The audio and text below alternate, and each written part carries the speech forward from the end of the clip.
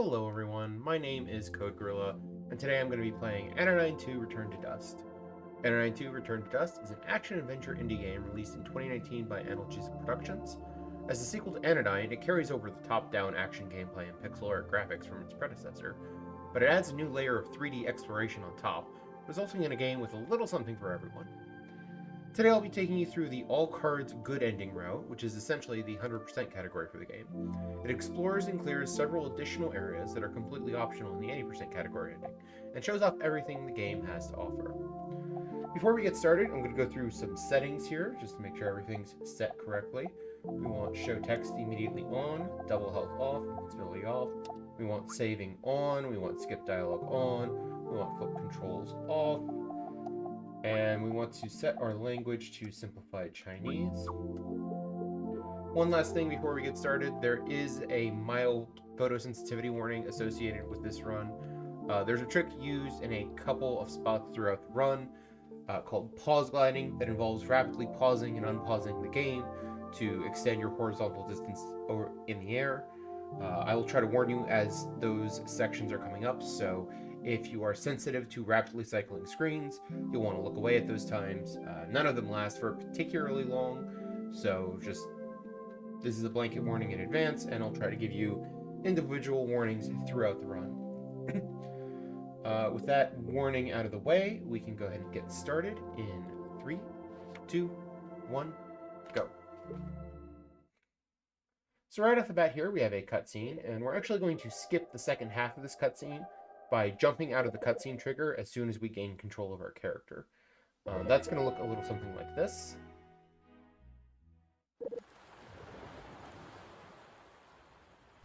And with that, we are off into the tutorial. The tutorial gives you a basic idea of the core gameplay loop of this game. You explore the 3D world to find 2D worlds. You explore the 2D worlds to find collectibles, usually cards and dust. And then you turn in those collectibles to unlock more parts of the 3D world, rinse and repeat. It also gives you a feel for your basic combat system in this game. You have a vacuum cleaner. You can use it to inhale obstacles and enemies and shoot them at other obstacles and enemies. Fairly straightforward. We're going to do our first glitch of the run here. This is a pause float. That was a pause float.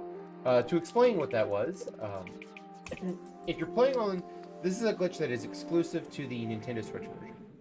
If you jump and then immediately pause after you jump, you'll actually maintain your momentum for as long as you leave the game paused, which means you can use that to gain arbitrary amounts of height. That was a little tiny baby pause jump that we did there, but we'll be doing a lot more of those throughout the run, including one right here, as we're going to use it to get over this mountain instead of walking around. So just like 1, 2, 3.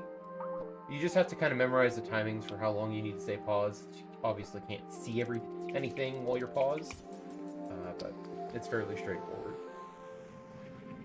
So in the tutorial here, we're gathering 3 elements of nurturing, as the game calls them, or as I like to call them, elements of a balanced breakfast. We've got our bowl of cereal, we've got our glass of milk, and we are about to collect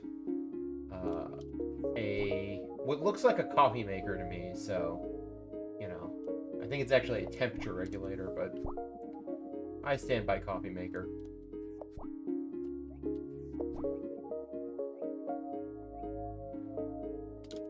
And now that we've collected these 3 elements of a balanced breakfast, we can finish the tutorial.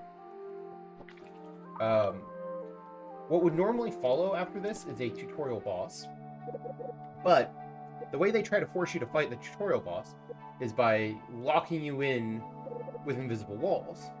But they didn't put an invisible ceiling on that, so we are just going to pause float right on out of that room and just skip the boss. It is a little tricky because it's a kind of precise diagonal pause float you have to do, because the opening is not directly over where you're trapped. But if you fail it the first time, you have a much easier lineup for the second time, so it only costs a few seconds. So it's not that big of a deal. While I'm doing this pause float, I'm going to set up for the next trick, which is save float. It works the same as a pause float, except it uses the save game dialog instead of the pause menu, which means you can see what you're doing. But in order for that to work, I have to turn off the text skip option so that I actually see the save game dialog. 1, 2, 3, 4, 5. Just barely made it. We are out of bounds here, just briefly. I'm going to float double back, float over the invisible walls, and back in bounds. And there we go. Now, because I did turn off text skip, I am going to have to mash through this one short tutorial cutscene. Thankfully, it's fairly short, and it's the only real mashing you have to do in the game. There we go, and now we get to save float. And we're going way, way up. At the top of this, I'm going to turn into a car, and then I'm going to do a pause glide. So this is your photosensitivity warning. We are aiming for some cutscene triggers, some debug platforms that are way out of bounds.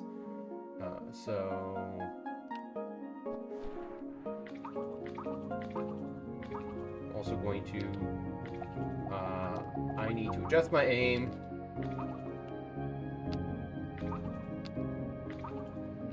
Coming in at an awkward angle, but I got what I needed to get. So what I did there is I drove through some cutscene triggers that were on that platform at the right angle to trigger 2 different cutscenes and stack them together so that we don't have to watch both of them play out.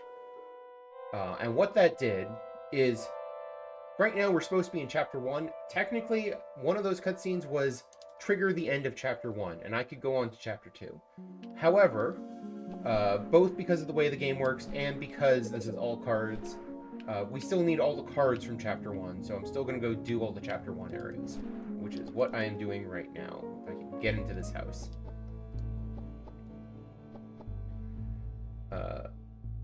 The other cutscene we did was reinforcing the prism, which just upgrades how much dust you can put into that center prism, which will be relevant later on.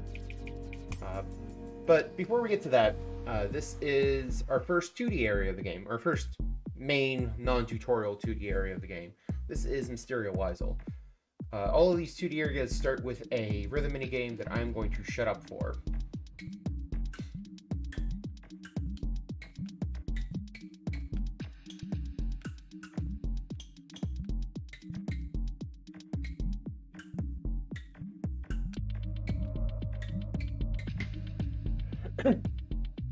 I get confused very easily if I try to talk through doing those rhythm mini games, so I just completely shut up for them so that I don't miss any inputs. But they're essentially short little auto scrollers. As long as you don't miss any inputs, they're always going to take you the same amount of time.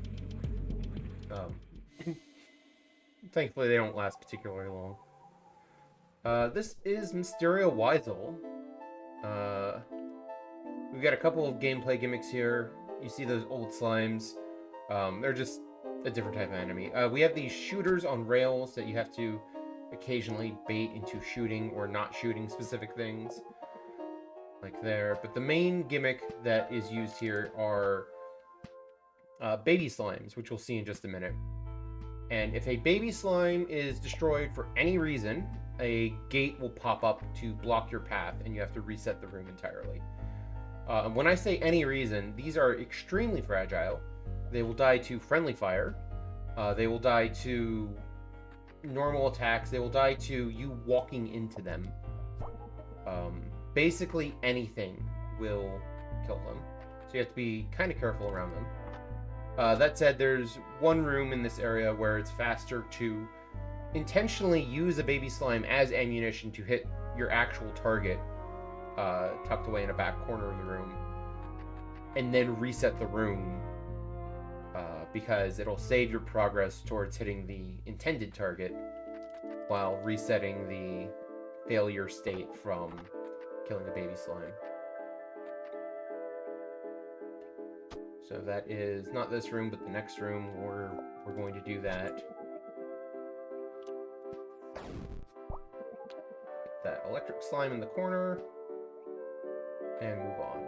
And then we're going to skip this boss that's coming up by shooting the boss before you fully enter the arena, and then entering the arena while the boss is in hit stun. The boss never actually triggers its start the fight cutscene, and therefore never blocks your exit out of the room. And you can just walk right by it, like we just did. So that is Mysterio Weisel.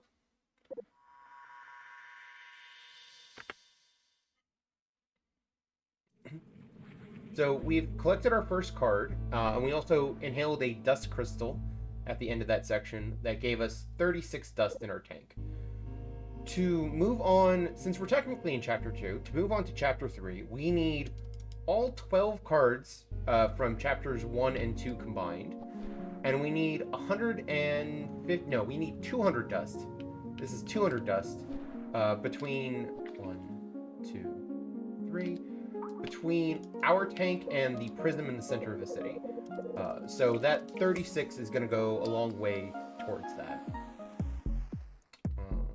But now, for now, here's Brand Malignant.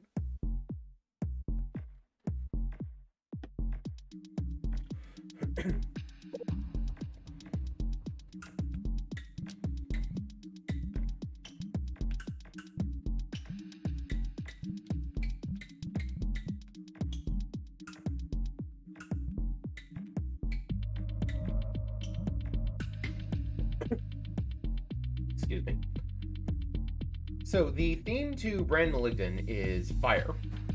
You're going to see fire slimes. You're going to see fire shooters. If the fire shooters shoot regular slimes, they turn into fire slimes. You're going to see fire that pops out of the ground and chases you. You're going to see stationary fire blocking your path that you have to shoot a water slime at to put it out. You get the idea. And then the other main thing is you have these gates that have to be burnt down. So there's going to be a couple of rooms where you have to move on fairly quickly in order to get the earliest possible fireball, like this next one. There we go. This room we have to light up all the regular slimes. Shoot the last one into the fire shooter's face, just to speed it up a tiny bit.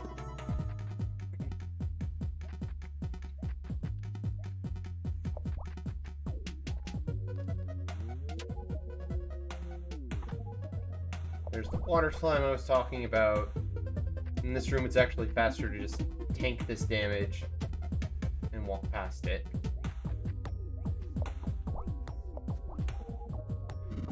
Another room where you have to move fairly quickly to get the early cycle.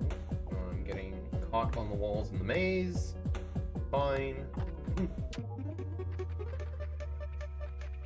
And then the boss at the end here is theoretically skippable, but I've tried to test it out and tried to find a consistent setup, and it's sub-pixel perfect. I think it's TAS only, at least as it currently stands. That was not a great start to this fight, but we'll get through it. One more hit should do it. There we go. That was still a fairly good boss fight, all in all. And that is Brand Malignant. So, I mentioned we now have 74 dust in our tank. Our tank currently holds 90 dust. And I mentioned we need 200 to get on to the next chapter. That means we're going to need to turn in dust a couple of times. So we're going to do that right now. But we're going to go back up to that debug platform again in order to do it, so that we can also reinforce the prism at the same time, because the prism only holds 100 right now. And that's going to be a big pause float. 4, 5, 6, 7, 8, 9, 10, 11, 12, 13, 14, 15, 16, 17, 18, 19, 20, 21, 22, 23, 24. Followed by a pause glide, so photosensitivity warning. These rocks are fake, so I can just glide right on through them, drive right on through them. And you might have noticed I turned off text skip again. That's because if you let these two cutscenes play out, I reinforce the prism and turn in dust at the same time. If you let them play out naturally, you won't get credit for both of them. So I have to wait for the camera to fully pan out, and then I can advance the text box manually. And that'll let me get credit for both of those cutscenes. Excuse me.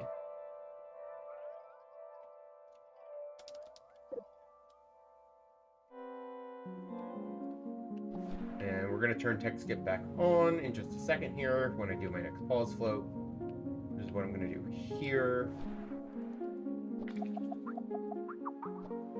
To get up to our next 2D area, which is Gustine Papellum. This is Gustine.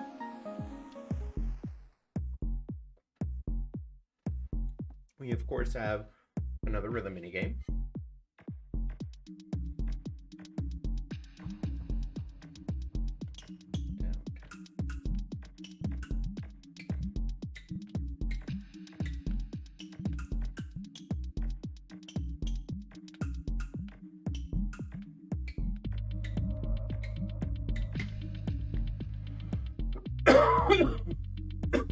Excuse me.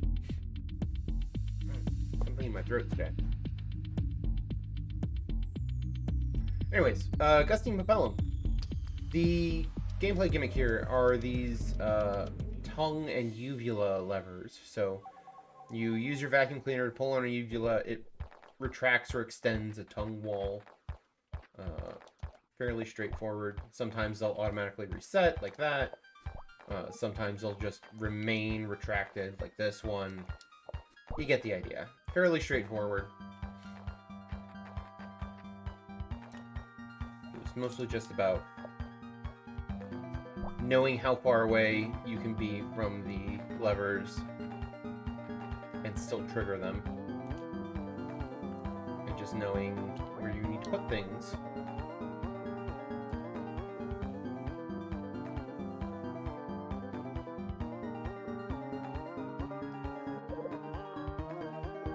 Not a whole lot to say about this area.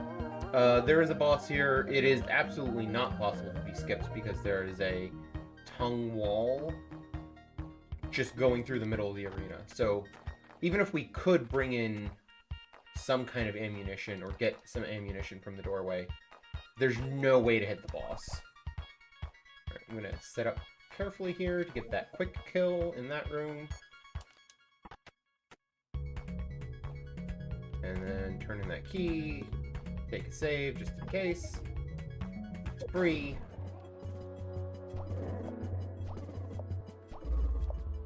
I'm being careful here not to shoot my shots too soon, because if the boss is in hit stun, your projectiles will pass right through him and you'll just waste a shot. Or worse, you'll hit one of the crates in the back and waste 2 shots. If you're not careful. So you just gotta delay a little bit between each shot to make sure that all your shots actually count.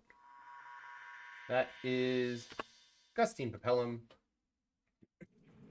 We've got one more 2D area for Chapter 1. That'll get us up to 4 cards. At the end of that, we'll have around 72, 75-ish dust. We'll turn that in, that'll put 144 dust in the prism, and then we'll have a full tank by the end of this, so we'll easily have the 200 dust we need, so we just need to focus on collecting the Chapter 2 cards. We've got one more glitch to go through here. This is bride scale clipping. You spin your camera, you turn into a car while you're spinning your camera, and you clip through basically any corner in the game. You might think that's a lot. That sounds incredibly useful, and it's unfortunately not as useful because most of the time pause floating is just better, because it's a lot easier to go over things than it is to go through things. But it comes up occasionally. Mostly just getting in and out of this specific area.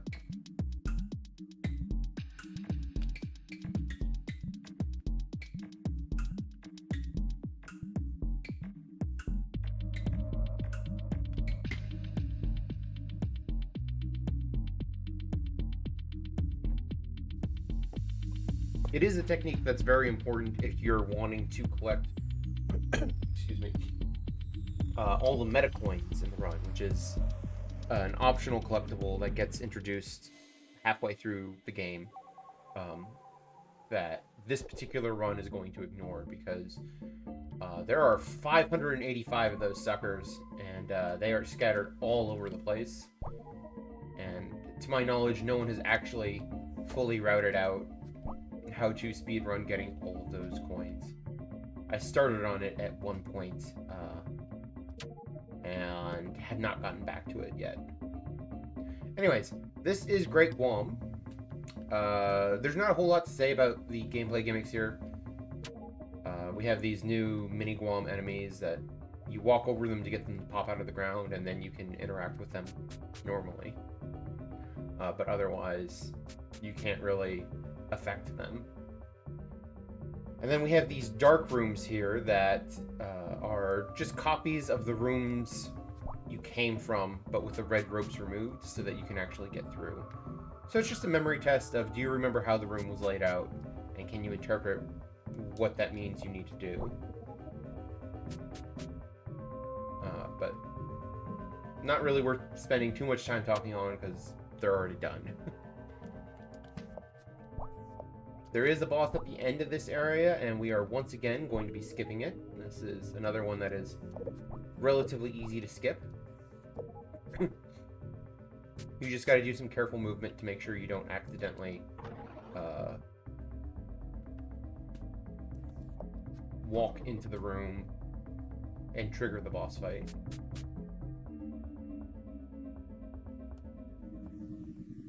And there we go. That's Great Bomb.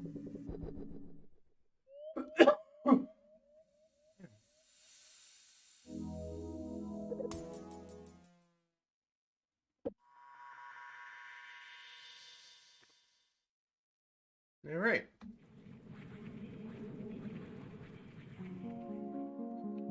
So we are going to use that ride scale clipping once again to get out of this area, because otherwise we have to go navigate a big maze to get in and out of here. We're going to do it on this corner, just like that. And then I'm going to do a pause glide here, photosensitivity warning. And we can go up the elevator. We don't need to glide up to that debug platform again, because we don't really need to turn in cards again at all this run. So this is me turning in dust in the intended way. Yeah, you can see we have 146 dust in our prism now. So that plus a full tank will put us well over the 200 we need to move on to the next chapter.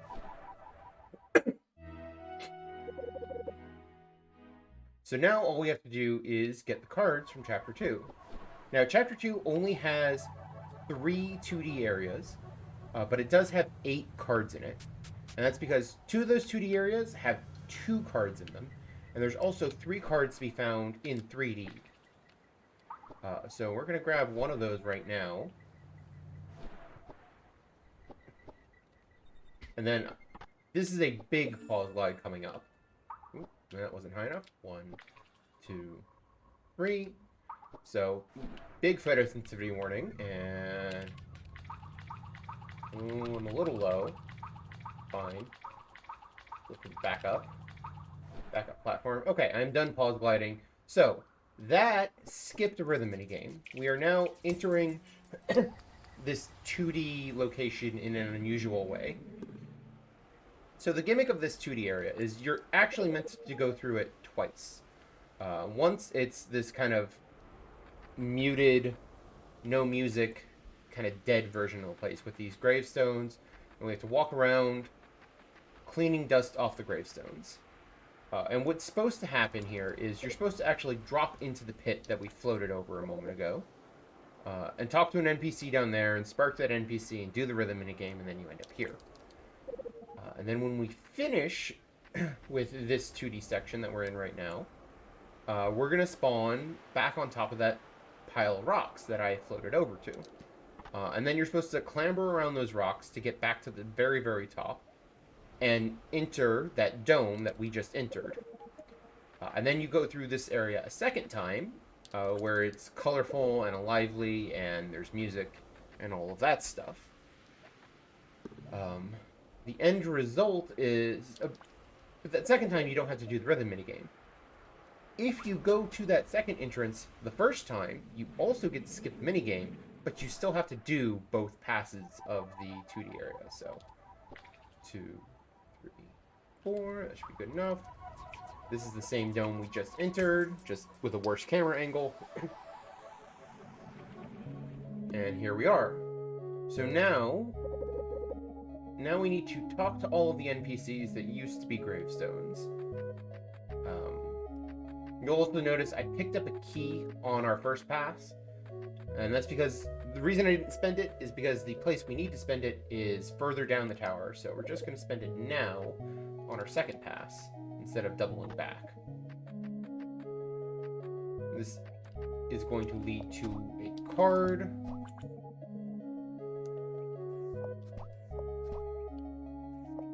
Just got to deal with these little plant turrets. This one's going to go by very quickly. Oh, no, I went too far to the left and the fire shooter missed. It's fine. But yeah, that is one of the side cards that I was talking about. And we're just going to keep talking to NPCs.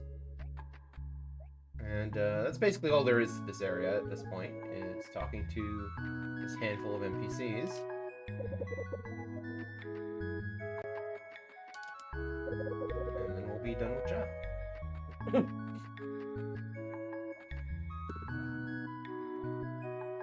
That one we can ignore.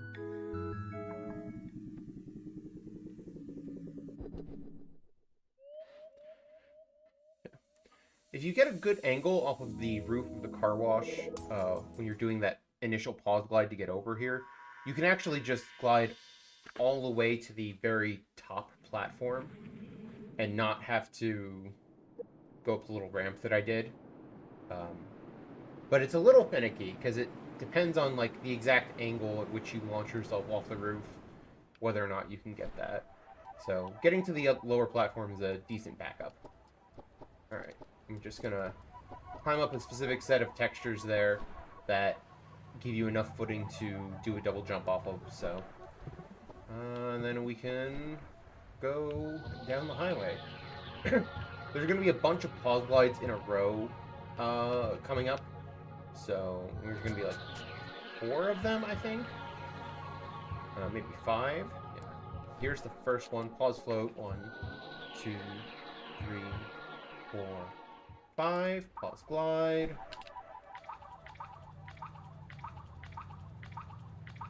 Oop. Because we need this card behind a waterfall. Pause float. 1, 2, 3. Pause glide. Yeah, there's 3 more pause glides, so we're gonna drive through this rail, pause glide, into the lake. Oop. Break this valve.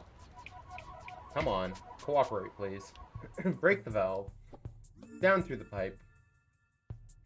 I'm now no longer allowed to turn into a car, so I'm just gonna do this on foot. Jump up with this railing, pause glide. And one last one for good measure.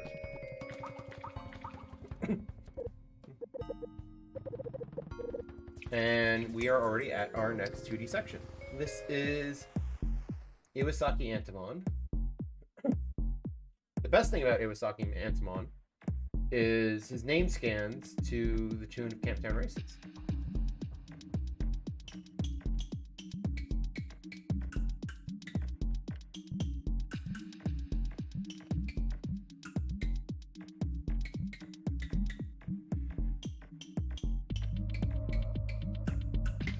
You know, Iwasaki Antimon, doo-da, doo-da.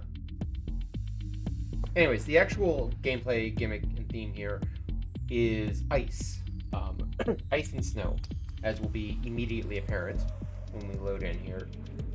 We've got some snow slimes, we've got some ice spikes with orbiting ice cubes, and we also have the most terrifying enemy in the game, which are snowmen. Snowmen are, in fact, the most dangerous enemy in this game. That top one ran away from us. We couldn't get it with our vacuum. So that's a little bit of a time loss, but we'll keep going. But yeah, the snowmen. The snowmen are the most dangerous thing here. And you might be wondering why that is. Well, we'll see what I mean in just a moment as we start to run into them. There's one on that screen. So there's the snowmen. If you get close to them, they pop up out of the ground. They have that alarm klaxon, and if they hit you like that, you can see that that snowman did 2 points of damage. And while it doesn't seem like much, you only have 6 hit points for the entire run, and the only other thing in the game that does 2 points of damage is one of the final boss's attacks. So, the snowman, officially the most dangerous enemy in this game.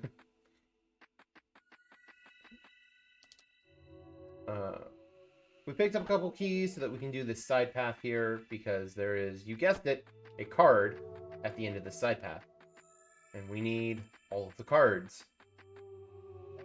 I'm going to take a safety save here, because I'm a little low on health, and this section can be a bit hectic. And I tend to just do it by tanking damage. Although, I took remarkably little damage there, so I would have been fine. But better safe than sorry. The other nice thing about the safety saves is saving will full heal you, so usually a safety save, if you're low on health, means you won't even die because you're now not low on health. But that's basically the end of Iwasaki Antimon. We do have to make a brief detour here into 3D, where we enter this mailbox. You could investigate the house and the mailbox if you wanted more lore as to what's going on, but this is a speed run. We sadly do not have time for lore, which is a shame because the writing in this game is great. But yeah, that's Iwasaki Antimon all the doodah day.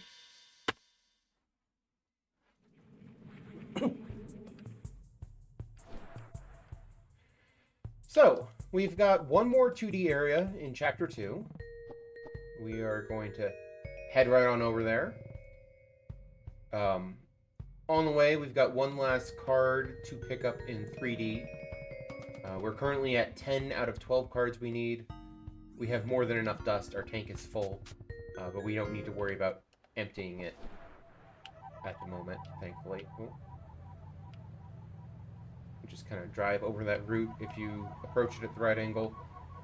So that chest on that ledge has our card, and then pause float into pause glide. 4, 5, 6. Alright, that's the pause glide over. Right over that ledge. Talk to that NPC. Enter this other NPC. This is Clonway Jonstein. Clonway Jonstein is the brother of Lonway Jonstein, who's the NPC we talked to first. Brother. Definitely brother and not robotic clone.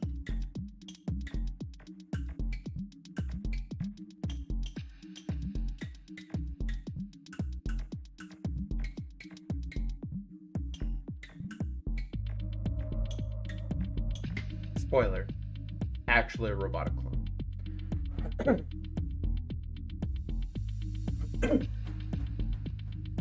Anyways, this is, in my opinion, the hardest of the 2D sections to optimize in Chapter 2. And the reason for that is because of the nature of the gimmick means a small mistake requires resetting the room. So we have this Shadow Clone. Shadow Clone mirrors our movement and can press shadow buttons. It will die if it touches the red shadow goop. It can turn regular spikes into shadow spikes, and those shadow spikes can touch shadow buttons, and those shadow spikes also die if they touch the red goop. And so, like, in a room like this, if your shadow spike dies, you have to reset the entire thing. It can be quite annoying. But that's the basic gist of this area, and then occasionally we get rooms like this one where if I just tried to walk to the exit, the shadow clone would actually get in my way, so I have to intentionally dunk him in the corner there. And move on with my life. That is the first part of Conway Jonstein. If I recall correctly, they call them test chambers. Very Portal-esque in that regard, but that's really the only connection there. So yeah, there's just a lot of fairly precise movement, and a small mistake can mean needing to reset an entire room. As opposed to most of the time, your small mistake is you take a bit of damage or you get stuck on a corner awkwardly for a little second, not reset the entire room. This is going fairly well so far, though. We've got another intentional dunking room.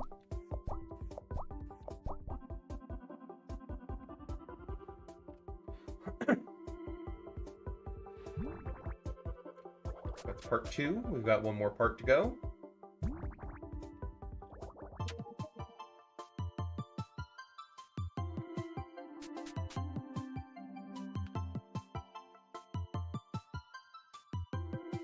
Take another safety save there, just for the health.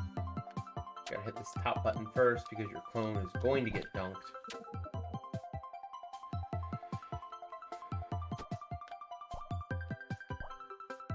There's also these teleporters that you have to move through. They swap you places with your clone.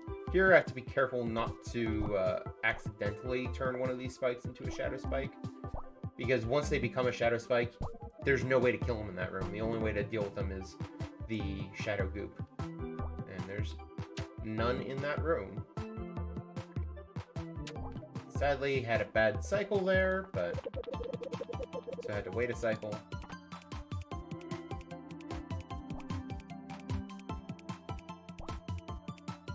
Right, we've got one more intentional dunking room.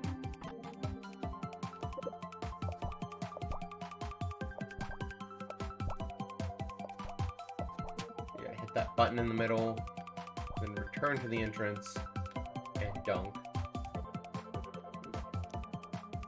And there we go. That is Conway Jonstein.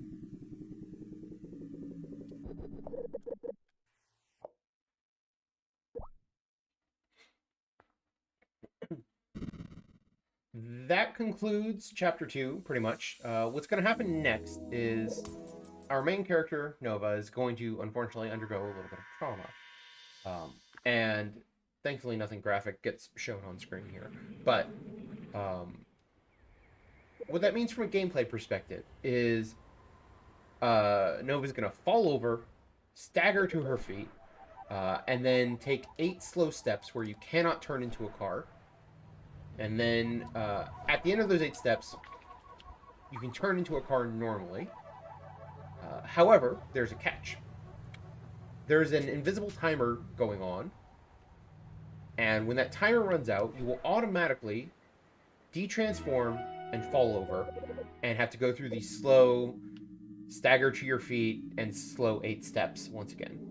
But there's a catch to the catch, which is that every time you screen transition, that timer gets reset. So if you make some fairly tight movements, you can actually get all the way to the next cutscene before you have to de-transform. So, 1, 2, 3, 4, 5, 6, 7, 8. That's our 8 steps. We now turn into a car. And it's this next room in particular that we have to be careful in. So, tight movements here. I'm just going to try to cut that corner. Hug this rail as much as I can. And just barely make it. And then I'm going to pause spam here to get over the railing. Photosensitivity warning. Over the railing.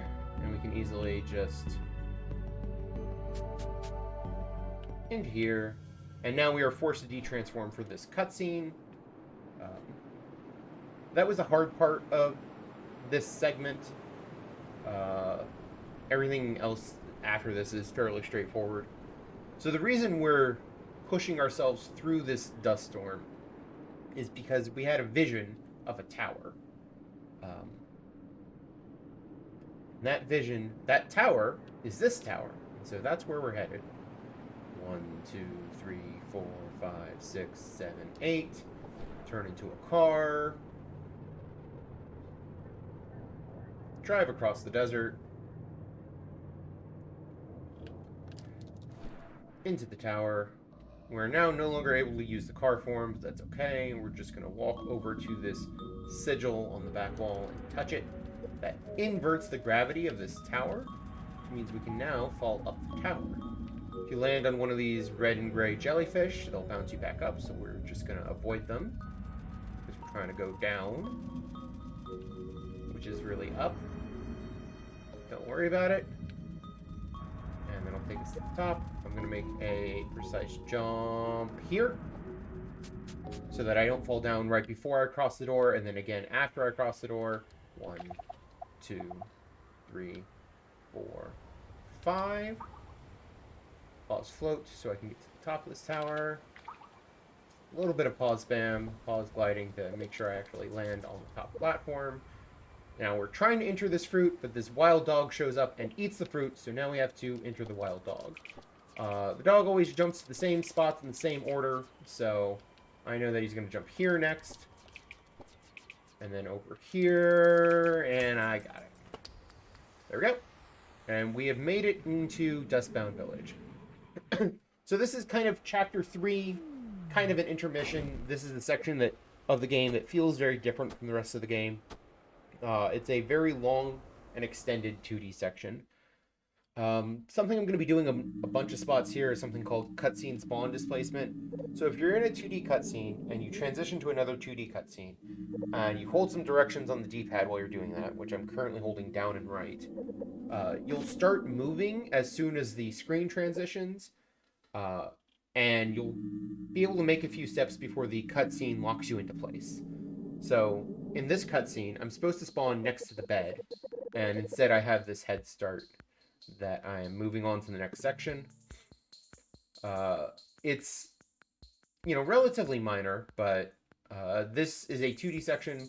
Where am I going? This is a 2D section with a lot of cutscenes, and sorry, minor brain fart there. I just started walking off in the wrong direction. It's fine. This is where I'm headed to. Almost every other time you're moving freely in the city, you want to go to that bridge and go to the train station.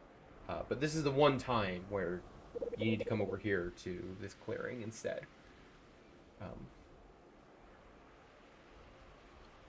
So we're going to talk to these NPCs. Just those two.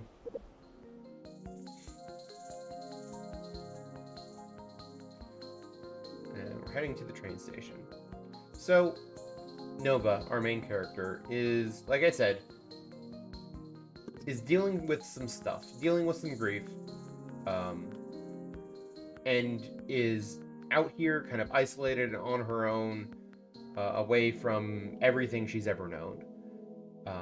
And she's kind of coping by starting a new routine here in this strange place. And what that means from a gameplay perspective, since that's mostly what we care about right now, is that we're going to be repeating 3 different kinds of gameplay segments multiple times each. So, the first sort of gameplay segment that we're going to see here is a gardening segment. And the gardening segments are the most similar to the 2D action segments we've seen so far. It's just, here's a series of rooms, clear all the enemies, bada bing, bada boom, we're done. Here we have to wait for this shooter to take its sweet time and deal with these turret enemies. But otherwise, this is just normal gameplay that you're used to at this point.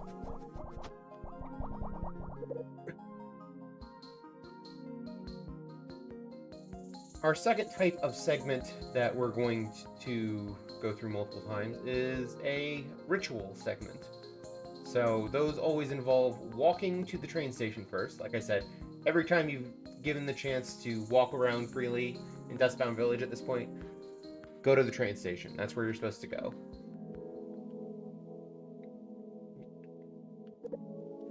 Roll the dice, cross the rickety bridge, and send a sacrifice down the slide. And that's the ritual. We're going to do that 2 more times. And then finally, we have the wrestling sections. So these are sort of like staged boss fights where you are pretending to hit and get hit, because, you know, it's wrestling. So I just pretended to hit him 5 times. You'll see I aimed kind of near him, but not directly at him. The intended way to do it is just, let me do this quick time event first. The intended way to do is hold the fire button until your projectile gets near the target, and then you can let go. And if you let go in time, you score a hit, as opposed to actually hitting.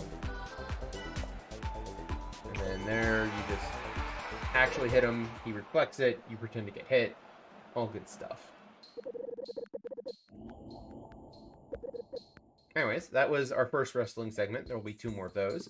This is our second gardening segment, and our final gardening segment. I keep grabbing the blocks instead of the enemies. That room is always a mess. Like, there's just no clean way to deal with all of those enemies without accidentally getting some of the blocks.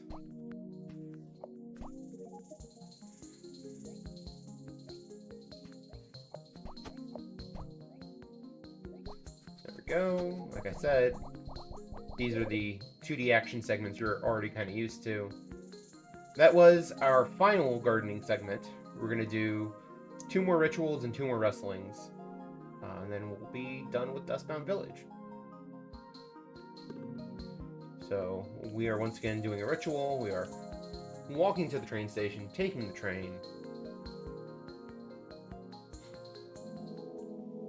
Heading up here. Rolling the dice. Oops.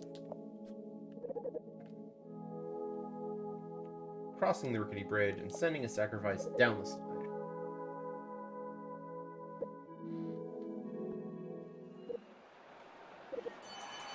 Here is our second wrestling segment. We're going to start with some back and forths now, where we trade blows.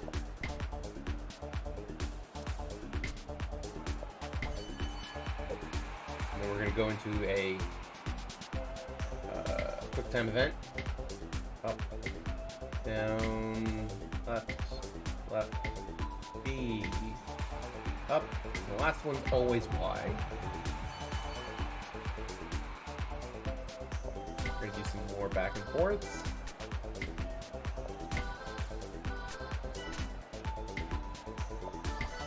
And then done them, inhale them, shoot them out of the ring. That is our second wrestling segment, done and dusted.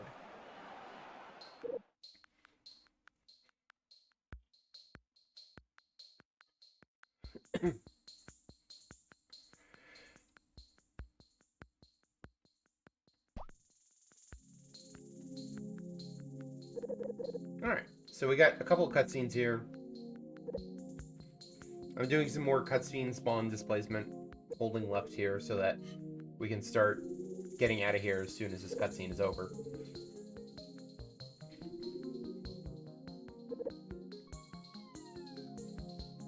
This is a very text and cutscene heavy part of the game because there's a lot of story going on here that I'm not at all getting into. Because if you want to know the story of this game, play it. It's great. It's fantastic. And you do not need to have played Anodyne 1 to understand the story of Anodyne 2. They're only very tenuously connected. The devs even say so themselves. And like the opening cutscene that we kind of skipped through, if you played that with the text at a readable speed and in a language you understand, you will see that they even tell you, hey, you don't have to have played Anodyne 1 to play this game. Anyways, that was our third ritual. We sent ourselves down the slide. we finally learned how you're supposed to use a slide. And this is Wrestling 3, which is our last segment here. We're going to do some more back and forths. We're going to do a quick time event. B. These are just completely random except for the last hit, so I have to actually pay attention. And then this is going to be the DDD segment, for reasons that are obvious if you're familiar with the Kirby series. If you're pretty quick, you can get it in 2 jumps. I am not doing a great job of that. That fell apart a little bit, but fine. And then we're supposed to reflect this back and forth, but you can trivially cheese it by standing next to him and smashing the reflect button. And now we have the longest cutscene in the game. This is a good place to get up and stretch. Maybe run to the kitchen and get a drink if you need it. All that good stuff. It's like a 2.5-minute cutscene.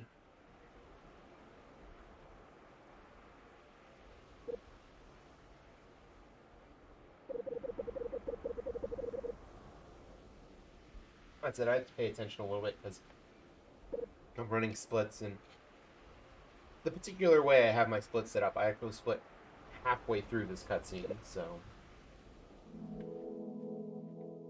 there's a particular audio cue that I'm listening for that is the point where I split, which should be coming up shortly.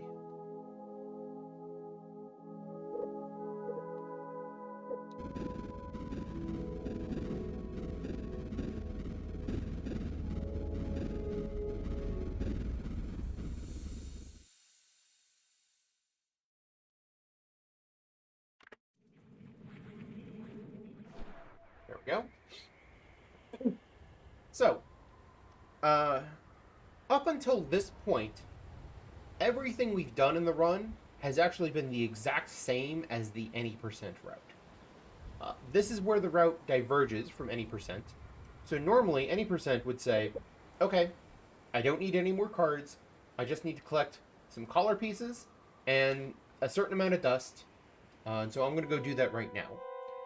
And the main thing they have to do first is they have to do a little bit of a dust grind because they skip so much stuff that they don't have time to pick up the dust naturally.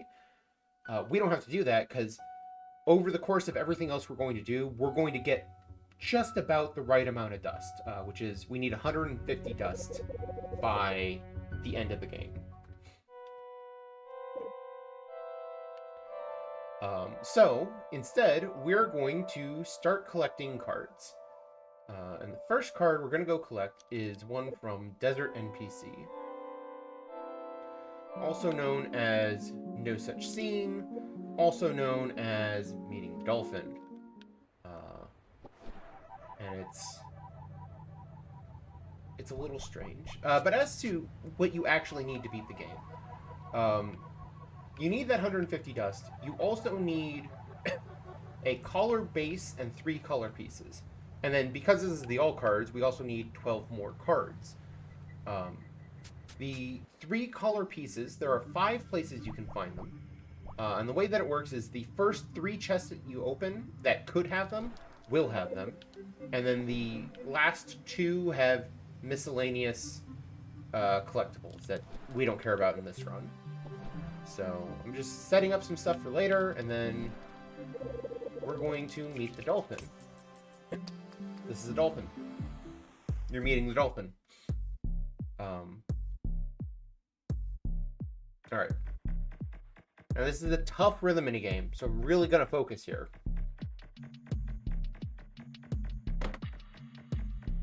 Really focusing.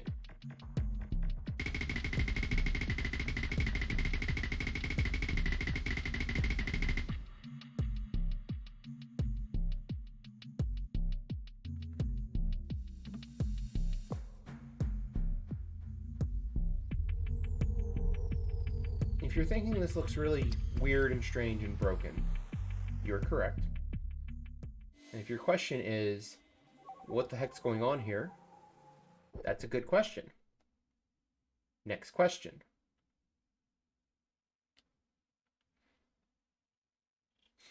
The good news is, that's one of our collar pieces. That jingle means you just found a collar piece. And we get this dust crystal for basically free, which is 36 of the 150 dust that we need for the end of the game. Very convenient. Now let's play something else entirely. This is Nora. Welcome to her boring life. Which is also the name of the soundtrack here. Say hi to the gargoyle. That's very important. You gotta say hi to the gargoyle in the morning. And then we're going to leave the apartment. And we're going to go left. Up. Say up. Right. Up. You can actually take almost any path through here. Right. Up. Because after enough room transitions, I think the game just takes pity on you and spits you out. But that's the actual fastest path out of here. We fast forward through our day at work. We return to the apartment. Check social media and go to bed. Pro tip, don't check social media right before bed. It's not a good idea. Not good for anyone involved. Nora doesn't know that, though. Anyways, like you said, you have to stick your head out the window and say hi to the conspicuous lack of gargoyle. You just gotta.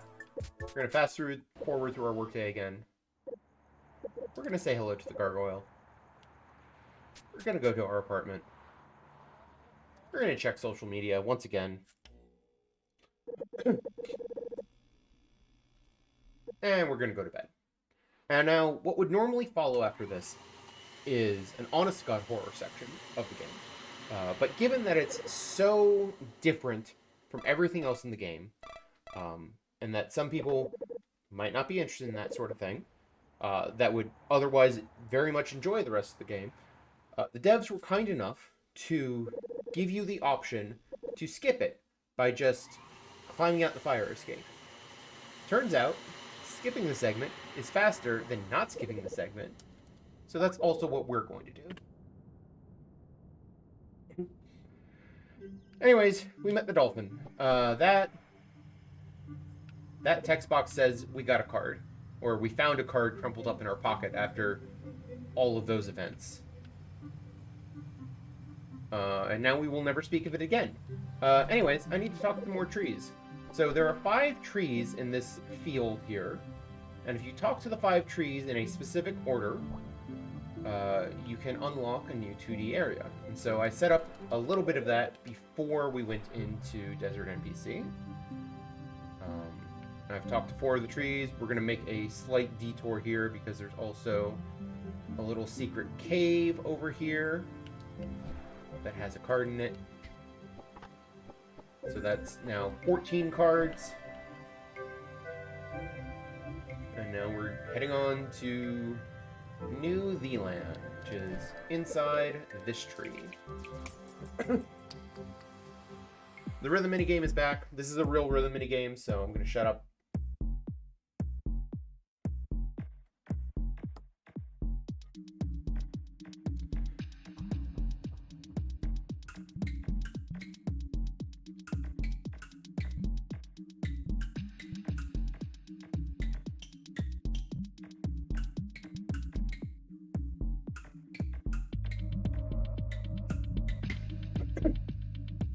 Excuse me.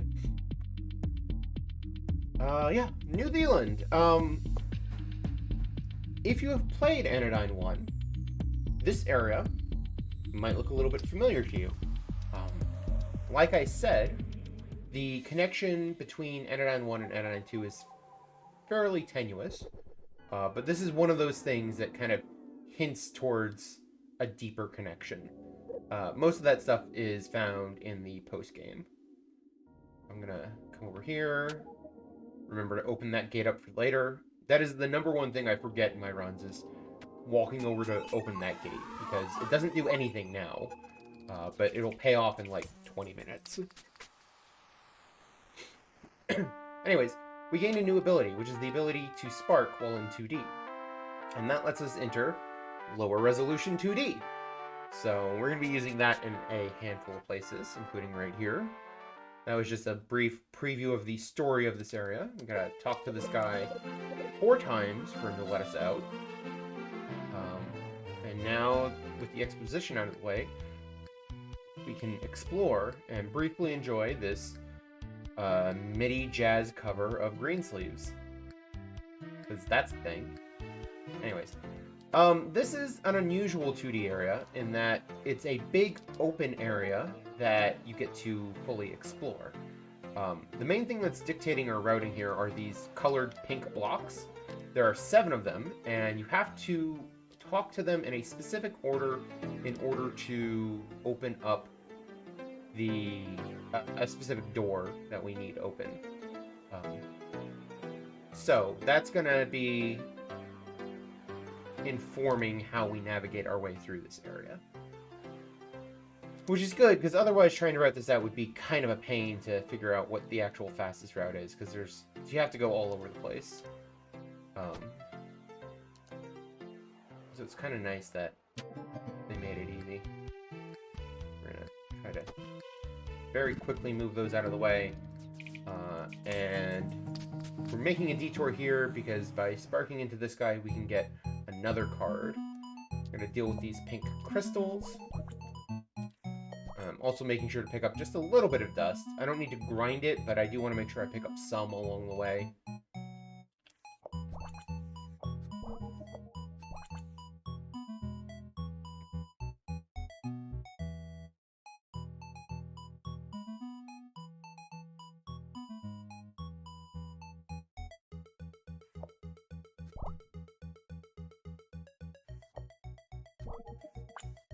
And there we go. There's another card. That's card number 15.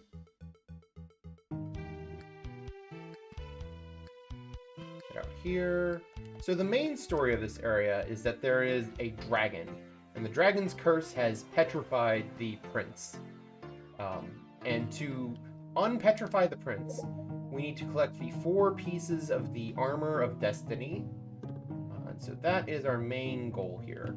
Here, you gotta deal with the Waldo slime. Baby slimes make a return, and here we fight the big slime, and we deal with the big slime by revealing its inner child. Here's its inner child, and there it goes. But for some reason, that makes it revert to a much smaller form, at which point we can just walk past. And that's our first piece of the Armor of Destiny. The Breastplate of Destiny. I think they have more creative names than what I'm giving them, but I don't remember what they are. It has been a long time since I've played this game with text at a legible speed. Anyways, now we need to go all the way to the right side of this area. Combat on the raft is a little awkward. I try to avoid it as much as possible because using the vacuum cleaner is also how you move on the raft. So combining that with trying to inhale enemies and shoot at targets is a little obnoxious. Anyways, here's block number, I think that's 4. Yeah, that's 4. Gotta go up here and deal with this slime to open a gate for later. Come up here, do the shooting gallery, wait, because if you shoot it into the gas cloud that slime lets off, it will not kill the old slime, and you need to reset the room. So, just a little bit of hesitation there. Anyways, there's a trading sequence here. I'm trying to remember what the trading sequence is. It's Bottle, Cow, Hat Kid, Squinty, something, something, something. We'll figure it out. Cow, Hat Kid, Squinty, Ghost, King, Purple Hair, Baldy, Knight, Shield Maiden, Shield. That's our second piece of the Armor of Destiny. Our Shield of Destiny.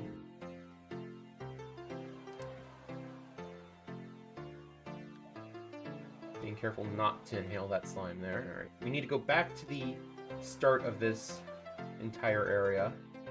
is if we cross the moat and walk around this way, we'll find block number 6.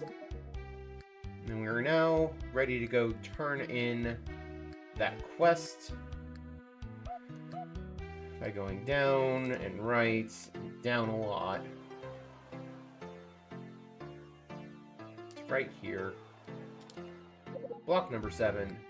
And now if I went through this area properly, I'd get a hint that would tell me that if I stand next to these and walk all the way here, I'd find the boots. Turns out, I don't need that hint. So, that's our 3rd piece of the Armor of Destiny. And we're going to go all the way to the left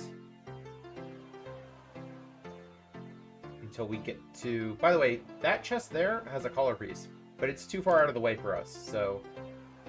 But yes, that close is too far out of the way. We've got a little maze here. The trick is to always enter the door with the dark square in front of it. Any other door will send you backwards. Give me that dust.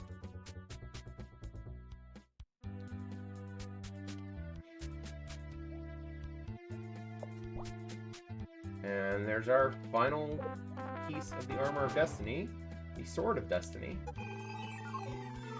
Alright, and now we're going to use these warp pads to fast travel back to the start so that I can turn in the 4 artifacts and break the dragon's curse.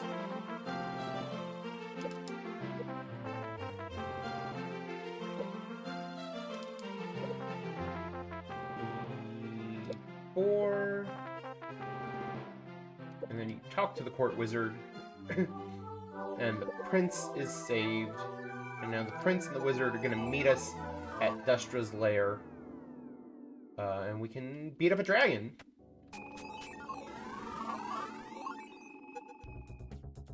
We're going to use the warp pads to come back here because the lair, Dustra's lair, is right here. It's this purple craggy area. This is how we get in.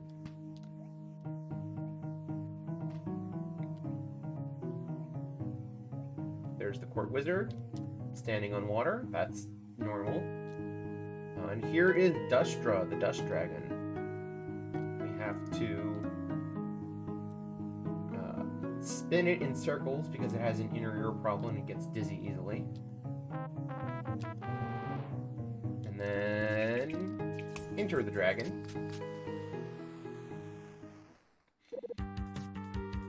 And now we have a battle.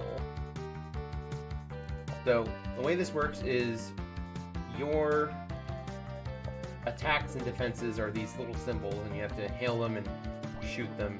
The shield will stop and block attacks, but you can also dodge that big wave by just going to the top of the screen. So I ignore the shield and just focus on damage.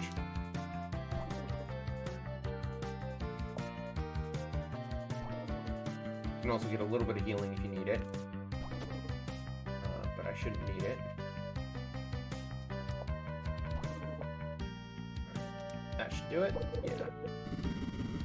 And there we go. That's Dustra. And that is the entirety of New Zealand. The prince is going to come in and kill Steel, unfortunately, but we still get the loot, which is enough dust to fill up our tank, which means we need to go turn this in now, which is precisely what we're going to do in just a moment here.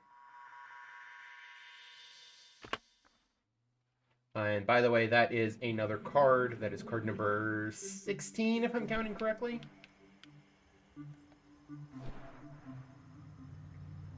Alright, so we need to turn in dust. Really, the only way to do that is to drive all the way back to the center, so that's what we're going to do.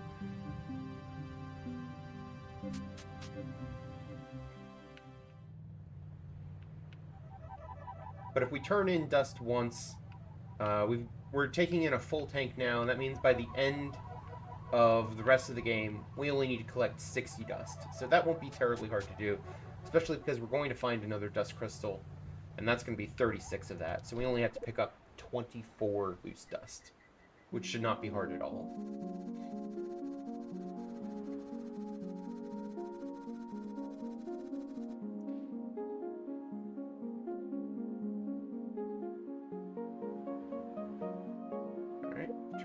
dust, and then we go immediately back the way we came, because this is just the fastest way to get anywhere that we're going right now.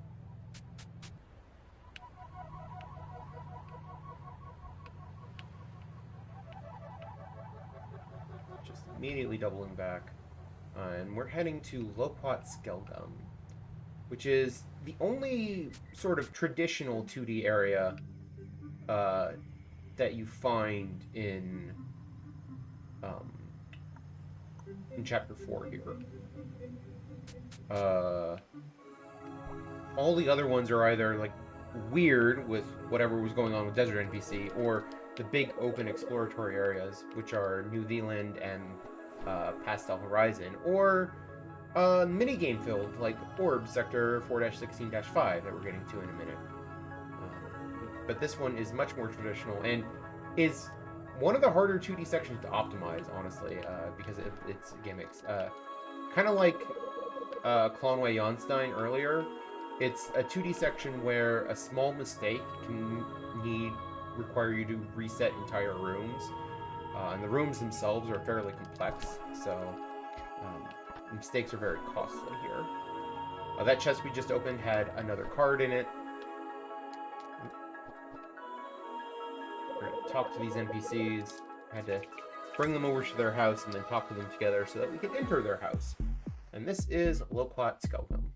For fans of the rhythm minigame, this is the final one, so enjoy it while it lasts.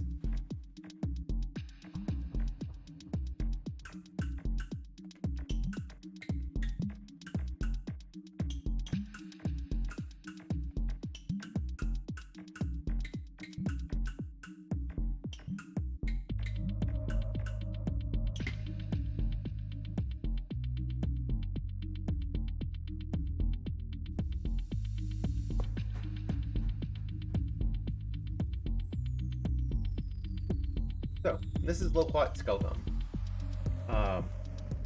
We've got a couple new types of blocks. We've got bone blocks that can be inhaled, but they can't be pushed around. And we've got gum blocks, which can be pushed around, but can't be inhaled. And if you put them together, you make bridges, like this. And so, clever use of this mechanic is how we're going to get around here.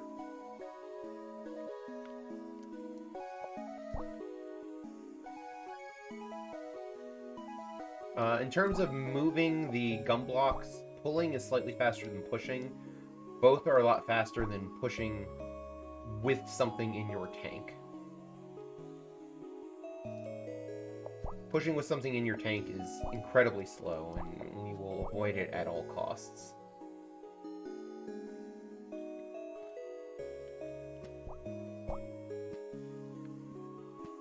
There we go, got the earliest cycle.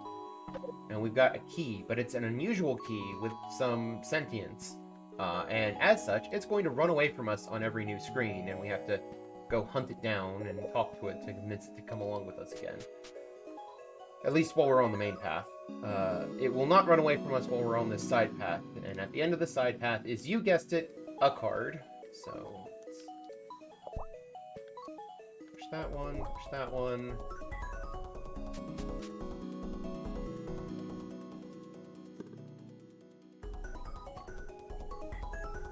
Come on.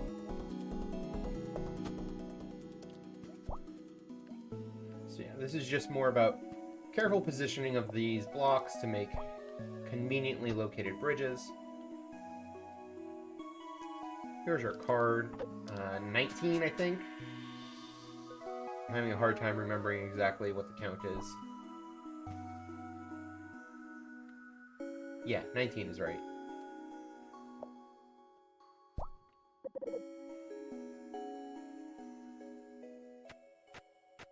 And talk to this key one more time. I'm gonna get that block out of the corner so that I can put the gum block there.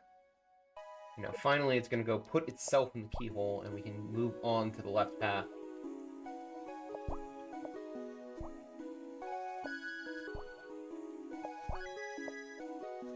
Just gotta douse all of these enemies. Teleporter. You get a little bit of a smattering of all the gimmicks of the past sections here. which is kind of neat.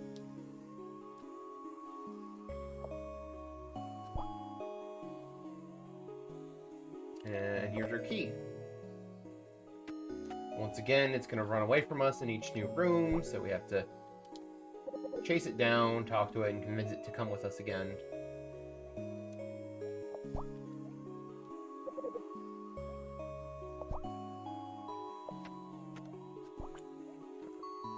Up. And... Whoop.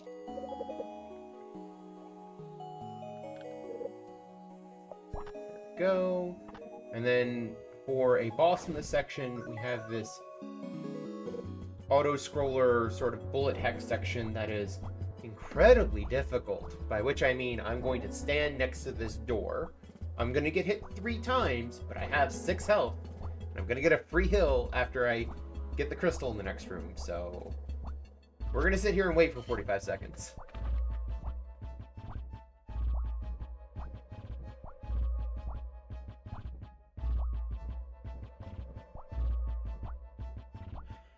We are nearing the end of the game. 2 more 2D sections to do after this. This is going to be card number 20. And we've got a short 2D section with 1 card and a longer 2D section with 3 cards. Excuse me.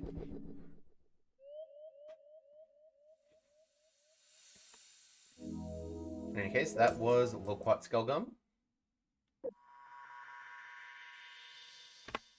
Nicely done. So from here, we want to drive up this hill. We actually need to go to the structure that's at the top of this hill. Here, up this bridge. This is Orb.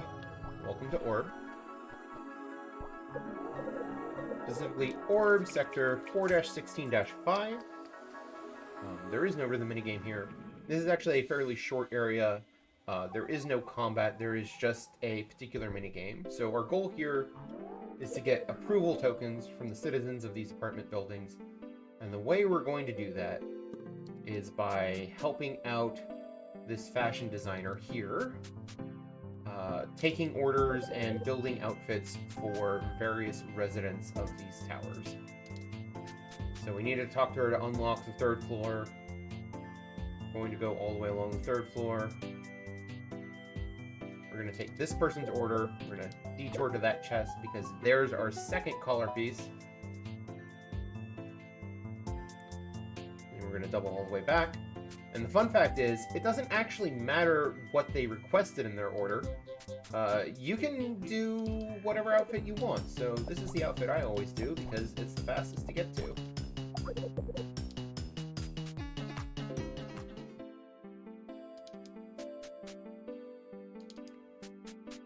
That we can move on to floor 4. Floor 4, we don't need to go to the very end. We just need to talk to that person right there and immediately double back.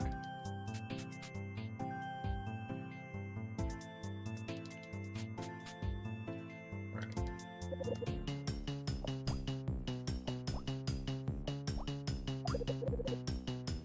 There we go.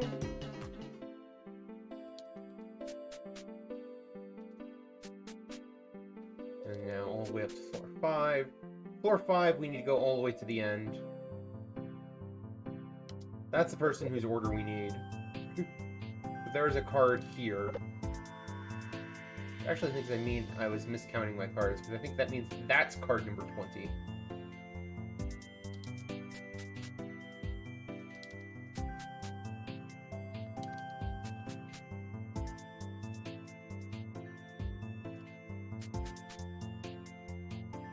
Talk to her one more time. Or them. I don't remember what their pronouns are. Whoops. And yeah, that does it. That is... We've now gotten our approval tokens. We can move on. Open this gate. And we were promised a dust crystal, but it turns out there's just a card. And then... This is where we get paid off for opening that shortcut earlier. Because now I can walk through here.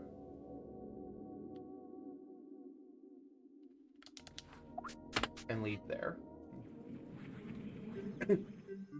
So I mentioned much earlier on we need 3 color pieces, but we also need a color base. And that color base is sitting in a chest in 3D in this next room.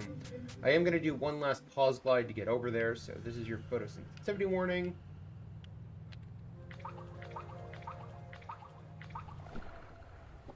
Okay, didn't fall off. Good, good, good. That was our color base. And now we can head over here to Pastel Horizon.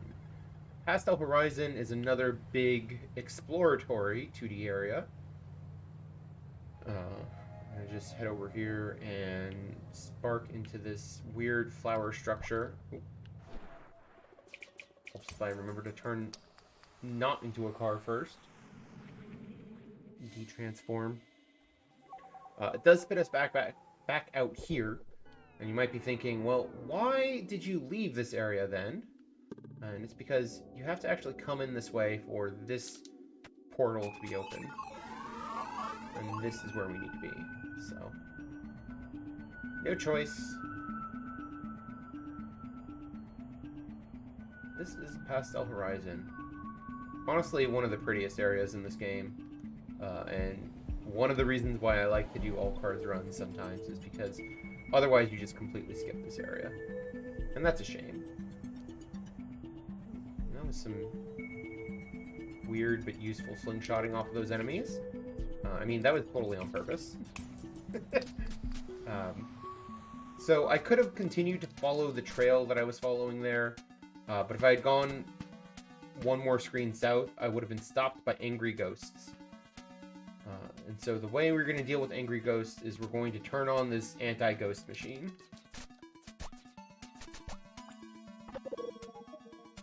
And that will let us pass into the southern part of Pastel Horizon. So we're going to get back on our raft. We're going to continue following this cherry petal trail. And because we followed it all the way here, this fish actually appears, and we can spark into this fish.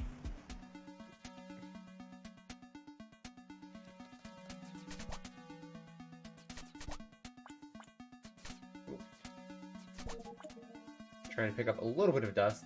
At the end of this section is where we need to have 60 dust. The end of Pastel Horizon as a whole. Shouldn't be a problem. I just got to make sure that I actually grab the dust that appears. Remember to actually go up here, because we need this dust and this card.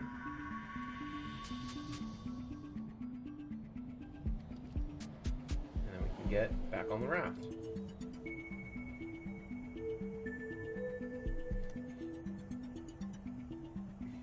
Head down here.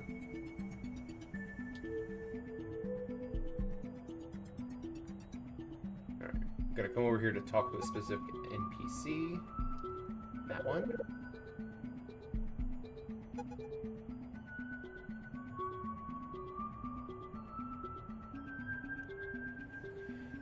And then we're going to go slightly up and all the way to the right.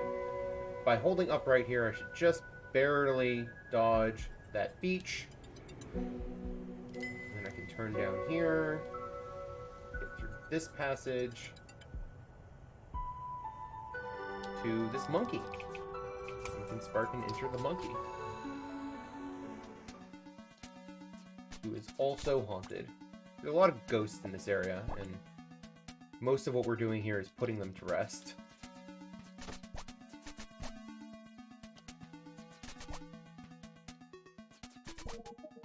Take that.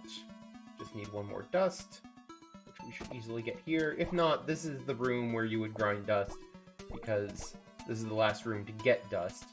And also, it's a convenient room to grind in if you need to. You can actually get dust fairly quickly there if you're running low. Remember to go through this. Actually get the card. Because if you don't get the cards in this area, either that should be card number 23 for anyone counting at home.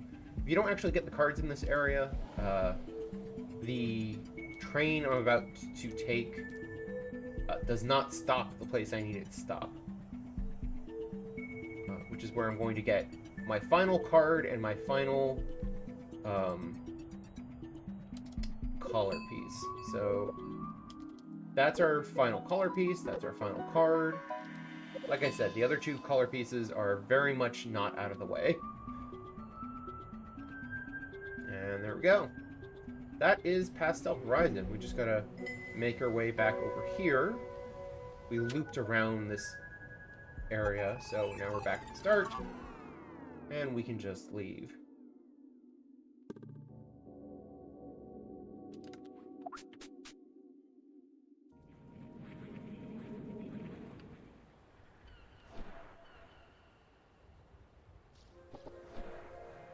Alright, so we've got our cards, we've got our dust, we've got our color base, we've got our color pieces. All that's left now is to turn some things in and get into the final 2D section of the game and the final boss. So we are less than 15 minutes away from the end of this run. The final 2D section is, of course, the longest and most difficult 2D section in the game. And that's part of the reason why I like to do good ending runs instead of bad ending runs. Because bad ending runs replace that 2D section with grind up to 350 dust. Which is, it's just less interesting. Like, sure, it's easier, but it's considerably less interesting. In my opinion. 2, 3, 4. Alright. So, we gotta pet this dog. In fact, if the dog's so nice, we gotta pet it twice. Put the collar on the dog, and that lets us form a deep enough connection with the dog to actually spark the dog and return, finally, to Dustbound Village. Except, Dustbound Village looks different. It's been cleaned up since we were here last, and almost no one here remembers who we are. And that's not great. Anyways, here's card number 25 out of 24. It's a special card. It doesn't actually count on the main menu screen for your card total.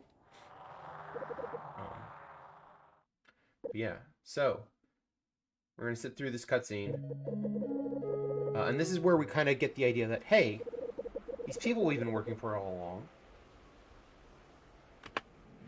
along, they might actually be the bad guys, and maybe we should do something about that. And maybe this is what we can do about it. So that's why we needed the color base, is to basically get the idea of how we're going to achieve the good ending of this game. Now we do have to actually manually go back down the tower, which means obeying gravity, falling down the tower. These mushrooms will still bounce you back up, so I'm still trying to dodge them. You can actually get through the door here before you even hit the ground. You just get yourself near it. And with that, we are on our way to the final 2D section of the game. If you've enjoyed the 3D parts of this game, then I unfortunately have bad news for you. They are nearly done. We just got to get to the center and turn in some dust and trigger a cutscene. So, we're going to drive back here, back to the center. Once again, down this Jade Highway. Those rails are still just a suggestion. We'll drive right through them.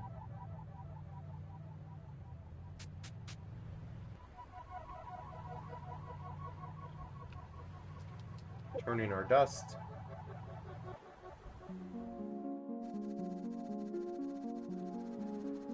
We want to see more than 150. Great, we got 154. That's fine.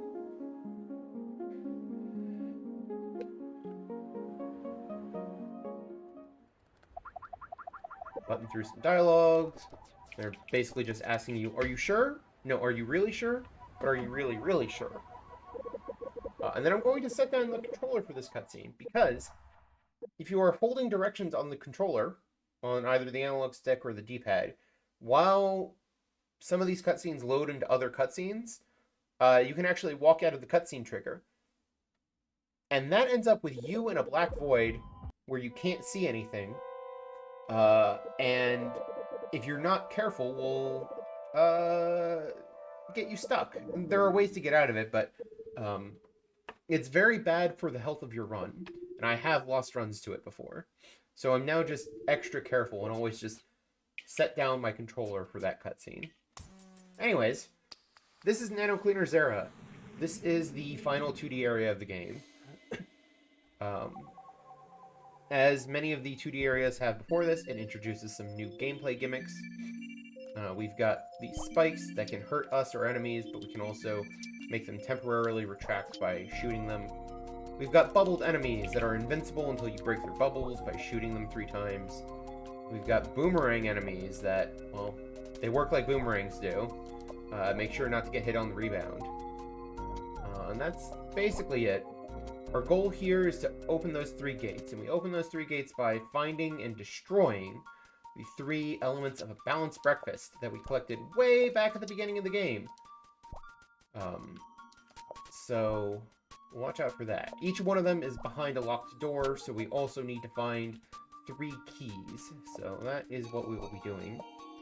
Most of this 2D area is on the left side of the initial fork, so that's why we're going left first. We're going to use this bubble boomerang to actually take out all these spikes. Since it moves towards me, I can manipulate it by moving myself around the room. There's our first key.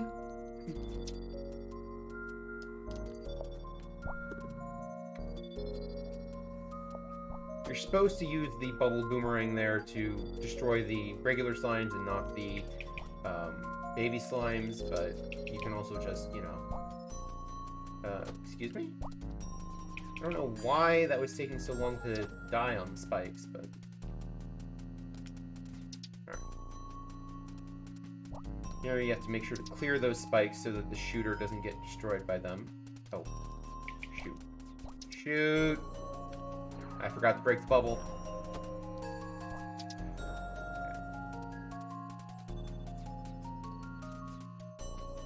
Let's try that again. Gotta remember to break the bubble. Alright. That could have gone better, but it's fine. We'll make it work.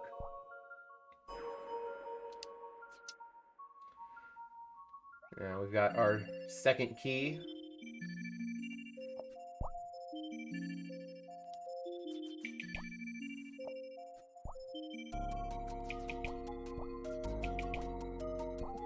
Make sure to pick it. Actually, I'm going to take a safety save here, just in case, because I took a lot of damage in one of those earlier rooms that I did not intend to. So I think it's prudent to take a safety save there. Although I think I could have full healed here. I don't need that boomerang. I do need this boomerang, where you have to let it destroy the 2 spikes and then actually destroy it. And here we are. This is our first element of a balanced breakfast, the bowl of cereal. So you use your vacuum to stop them from moving around the room, and then you dump 10 shots into them as quickly as you possibly can. Yeah, that's all there is to them. They're not particularly difficult or anything. That is 1 down, 2 to go.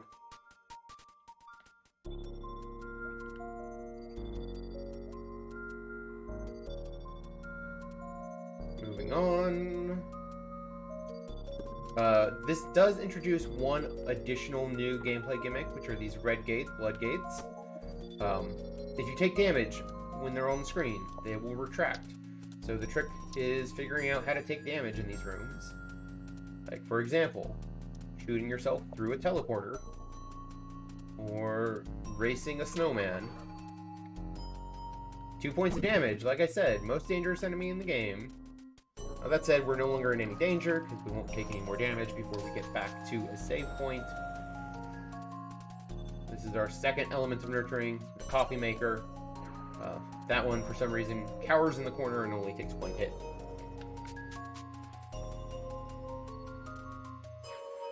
And then finally, we're going to move on. I don't technically have to pick up this dust, but it's free.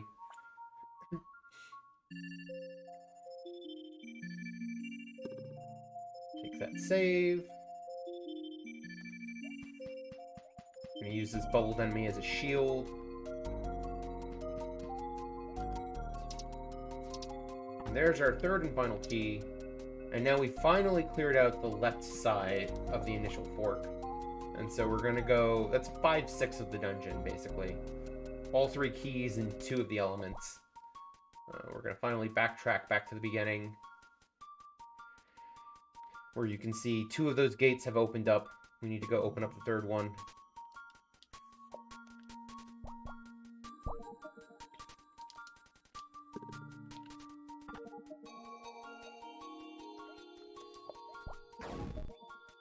I'm gonna once again maneuver this snowman. Made it into that spiny. Use a bubbled enemy. I'm going to intentionally take damage here to make sure this boomerang doesn't go out of control and accidentally hit the baby slimes. And then we can move on. And here's our 3rd and final element of a balanced breakfast. Once again, have the bottle of milk. 10 shots. Quick and simple. And with that, all that's left is walk back that set of gates and fight the final boss. The final boss is called Glandalock Seed. You can see that thing making an angry face at us on the right side of the screen. Yeah, that's the thing we had implanted in us at the very beginning of the game. And we are trying to destroy that same thing for our replacement, because we were assumed dead. And so we're trying to break the cycle. Let's see if we're successful. So we're going for a 6 cycle here with the exterior phases. Basically, we want to see 6 total punches, 2 per phase. So that was 1, this is 2, that was phase 1. Nice and straightforward. There's an exterior and an interior to each phase.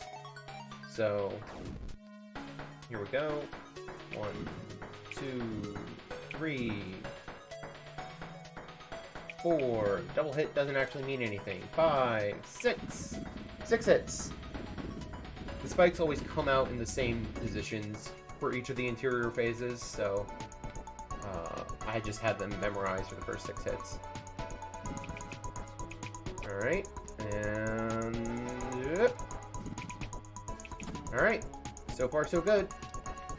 And then I took some damage there. I'll grab some of the health that's lying around here, just in case.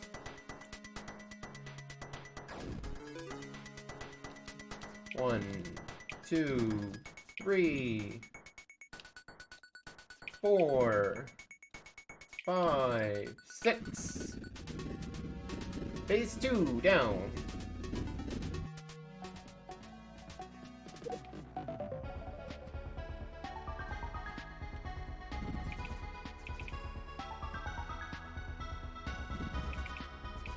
Hey, we did it. We got the 6th cycle. It gets harder with each successive phase because the fist stays extended for a shorter and shorter period of time. Here is the final interior phase. 1, 2, 3, 4, 5, and 6. And that is Anodyne 2 Return to Dust, all cards, good ending. There's going to be a horrible screeching noise in just a second. And then time is going to be when the last text box fades. So get ready on time, and... time. There we go. Anodyne 2 Return to Dust, all cards, good ending in 1 hour, 37 minutes, and 12 seconds. Not bad at all. Not bad at all.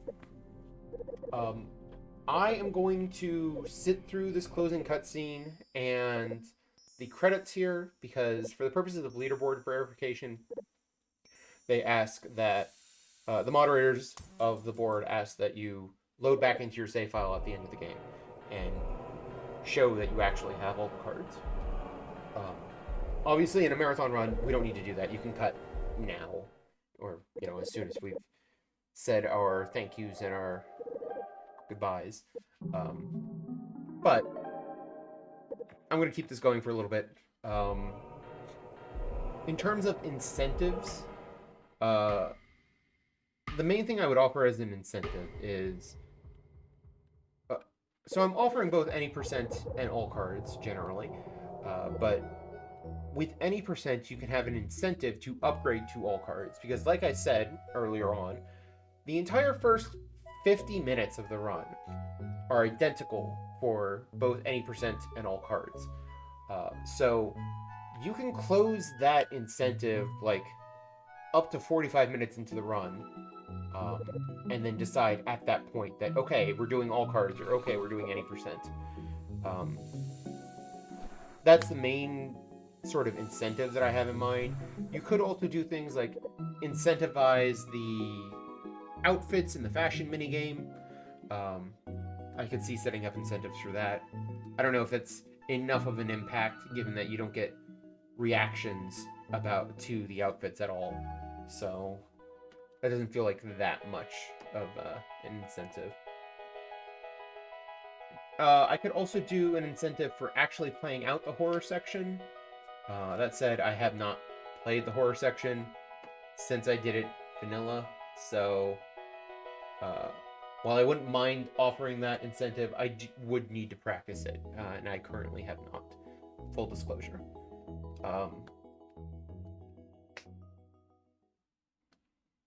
Anyways, yeah, that's basically what I got. I'm gonna fast forward through the credits here, but if you have been watching this as part of some game selection committee, thank you for your time. I appreciate you taking the time to watch this video and consider this game for whatever marathon it is I've submitted it for, because I may use this video for multiple submissions.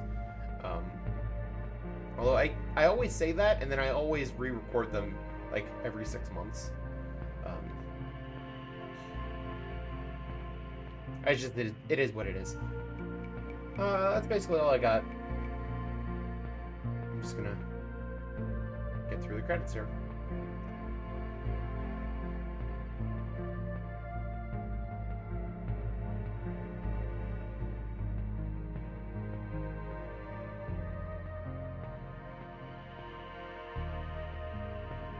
Also, I realize I've been kind of talking non-stop through this run.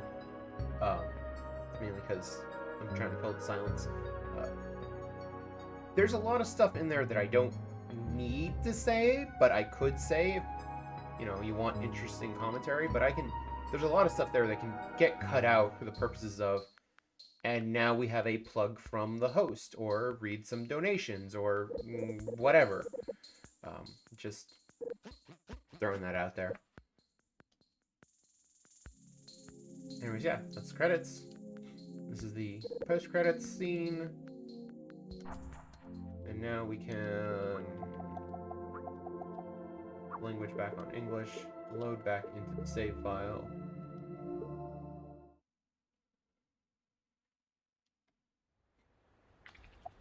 And just go through the cards real quick.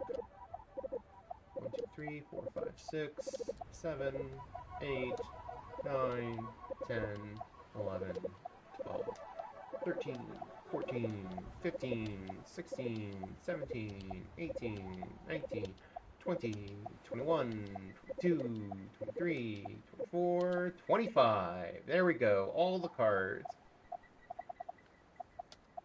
Great. I've been Code Gorilla. This has been Anodyne 2 Return to Dust. Thank you for your time. That's going to do it for me.